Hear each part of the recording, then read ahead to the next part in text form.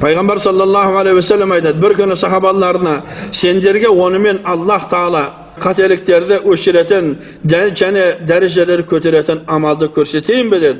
Олар әрине, ya Allah'tan elçisi деп cevap verdi.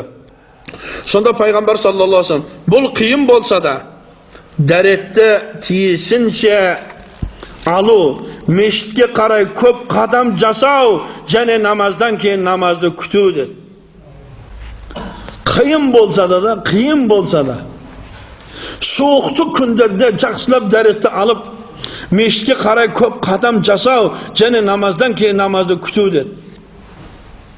Біздің бір ағамыз бар да, оны ешкім менсінбейді, бірақ ешкім менсінбейді. Біреулер сылпылтақ дейді, біреулер көп сөйлейді дейді, біреулер анаdır, біреулер сөзді түсінбейміз дейді. Бірақ ол адам өте тақуалы адам. 5 уақыт намазды мешітте оқиды. 5 уақыт намаз мешіттен қалмайды.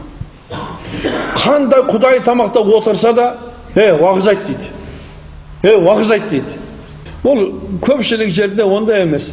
Не бар ана намазхандарды көргенбіз, отыра береді. Анау арағын айтып жатыр, мына шәрігін айтып жатыр, отыра береді. Бұлшық бала отыр. Тоқта, бір уағыз айтсаң, молдеке айналайын, сені сағындық, бір уағыз айтып бер деп айтпайды да. Бірақ ол адам ондай емес. Bir күні біздің медресенің ашылуы болды. Сонда муфти Hazret Absattar Dervişali еді. Сөйтіп қымбат $1000-2000 шапан. Соны алды да, Әбжаппар деді. Мананы деді. Өзің қалаған бір тақуалы адамға кигіз деді. О жерде адам өте көп еді. Ағамыз қарады да, ағамыз да дайындалмағанда, ол кенеттен айтылған нәрсе де ол. Тура сол, сіз келіңіз деп ағамыз шағыл. Ағамыз дірілдеп, қалтырап, жырлап кеп жатыр да. Адамдар, не бір адамдан іші жанып кетті, іші жанып. Ана кісі киді. Адамдан бәрі қайран. Мен айтам, бұл кісіге осы дүниеде, осы 5 уақыт намазды мешітте махаббатпен оққандығына шапан жабылды, ертең Аллахтан не жабылар екен бұған? Оның дәрежесі адамдардың көзінің алдында өте төмен. Бірақ Аллах оны ұлық қылып қойғанда, қарың. Сонда маған бір үлкен бір бай адам айтты. Сенің ағаң деді, ғырт ақмақ деді. Мен дедім, неге дедім? Келіп сол шапанды соған кигізесің бе деді. Мен соған шейін ол нәрсені онша түсінбеген едім. Кейін қайран қалдым. Не бір байлардың, не бір үлкен адамдардың іші жанып кеткен екен ғой.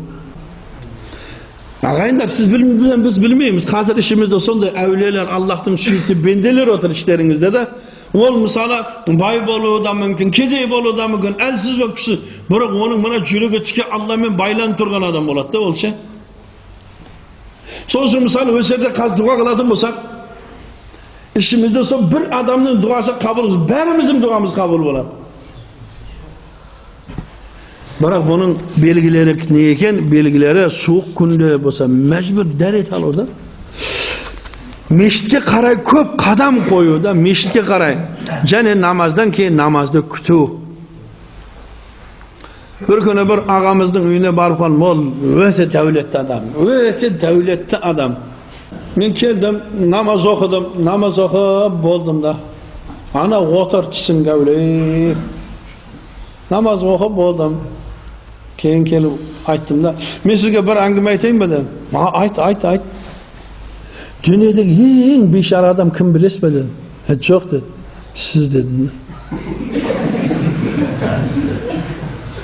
Қарап қой. Ол жаман сөзді бейшара деген. Мен дүниедегі ең бақытсыз адам кім білесіз бе дедім. Жоқ деді. Ол сіз деді. Сөйтіп едім, қойсай деді. Мен қоймайым деді. Сіз деді. Біз ауылда тұрамыз. Туалетіміз 100 метр, 200 метр var. Оған барып, анақты жуып келем дегенше қатып қалады. Бірақ дәрет аламыз. Үйіміз сіздің үйіңізде olsan төплі бұл емес. Басыңды киізге қойсаң, астының суықтығы киізден өтіп кетеді. Бірақ alhamdulillah намаз оқимыз. Бірақ біз бақытты адамбыз. Үйіңізде төпіріп болыңыз ба, туалетіңіз ішіңізде, ванныңыз ішіңізде. Бірақ Құдай сізді сондай қорқылып қойған өсерде де дәрет алуды нәсіп етпей жатыр сізге. Өсерде де намаз оқуды сізге Алла нәсіп етпей жатыр. Сізге ұқсап бай болмай-ақ қойдым дедім. Содан мен кеттім. Bir кезде маған звондап жатыр. Түнде. Сол нәрсені жай айтсаң да болады ғой деді. Неге дедім? Мен больницаға түсіп қалдым деді. Мен айтым, жақсы деді, мұнда ла иляха иллаллах Мұхаммад Расул деп кәлима келтірің деді. Неге деді? Өлсеңіз мұсылман болып өлесіз деді. Şimdi telefonu өшіріп қойдым. Содан азанға жақын бір екі жігіт келіп, сізді байекең шақырып жатыр деп. Кен барсам көзі ісіп кеткен больницада жатыр. Не болды? Мен деді, түніме ұйықтамай шықтым, қорқып. Мен осы кәлиманы айта алмадым деді. Ақиқаттан қор екенмін, ақиқаттан бишара екенмін деді. Бұл сөз айта алмадым. Өтініш, маған осыны айтуға жәрдем бер. Alhamdulillah, сол ағамыз кен исламға келді. Намаз оқыды. Зекетini берді. Дүниедегі бұл ең үлкен бір бақыт, бұл дәрет алу. Ағайындар, сіз бен біз өте бақытты адамдармыз. Дұрыс, қасырлаған үйіміз жоқ, даңғылдаған дүниеміз жоқ.